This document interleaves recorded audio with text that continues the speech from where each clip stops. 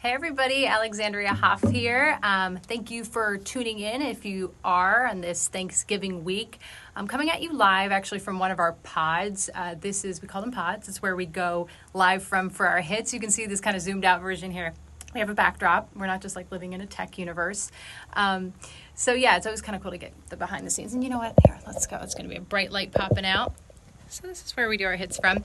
But we are talking today, I'm kind of in a different realm than usual. These days I've been covering a lot of health and human services stories, education stories. I've been at the White House a bit. But this week we have something special going on. It's this series, Thanksgiving Talkers, really, stories meant to spark a conversation, maybe even a bit of a debate at the Thanksgiving dinner table. Not that anyone needs to go all out with a debate. We have enough stuff going on to debate about. But these are just kind of conversation starters, just interesting trends going on, something to think about this holiday season. And maybe you might have an extra seat open this year at the Thanksgiving table, because the trend today we are talking about are young women going boy sober. Really not having a boyfriend for the sake of having a boyfriend. It's a trend predominantly among young women, even though I know dating these days is challenging for both men and women. But this one, this boy sober trend, it kind of centers around this idea that having a boyfriend just isn't cool anymore. This idea of saying, oh, I have a boyfriend. You're not going to get the response of, oh, nice. It's kind of like that's at least what the trend is. It's like all over TikTok, Instagram, people who feel that in the past you would kind of do something called, this is a millennial speaking here, but there was something called cuffing. This is cuffing season, when you would find someone that you could kind of snuggle up with during the winter, maybe a temporary person to get you through the cold weather months, maybe someone to bring to holiday events and show off. Well, the idea now is that the showing off of a boyfriend is not going to impress anybody.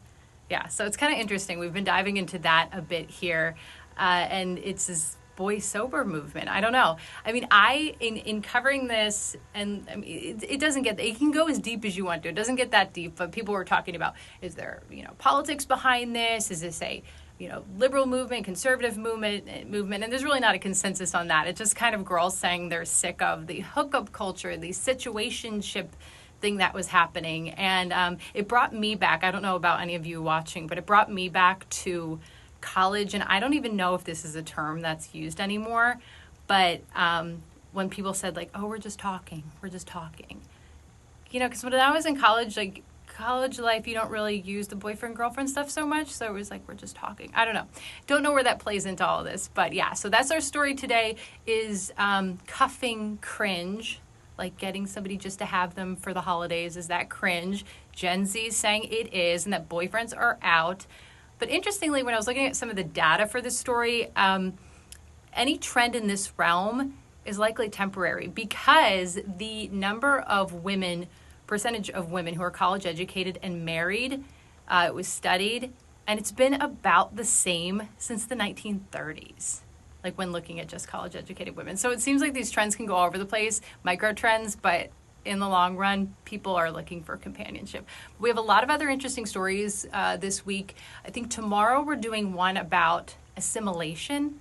And like I said, like these holiday stories. I don't know if you want to be the first person at Thanksgiving to say, hey, what do we think about cultural assimilation or national assimilation? But after dinner, maybe you've had a cocktail. It's just an interesting thing. We have some countries around the world who are passing laws requiring people to kind of take on a national identity when they move to a country. And then some people in America saying that it's gone too far, where people have come into the country and have refused to take on any of the cultural norms of America. So there's a bit of a debate there, as you can expect. And we're also going to talk about trad wives. Trad wives is a big one. It's a big one, maybe even almost awkward for someone like myself who is not the primary caretaker for my children during the workday. That's actually my husband. So I probably turn things all on in a loop there. But there's a lot of opinions, and the bottom line, I think it is what women choose to do in the modern era is something to be celebrated. What they're able to do is what they're able to do. So we're going to dive into those things. We have some other cool stories coming up for you.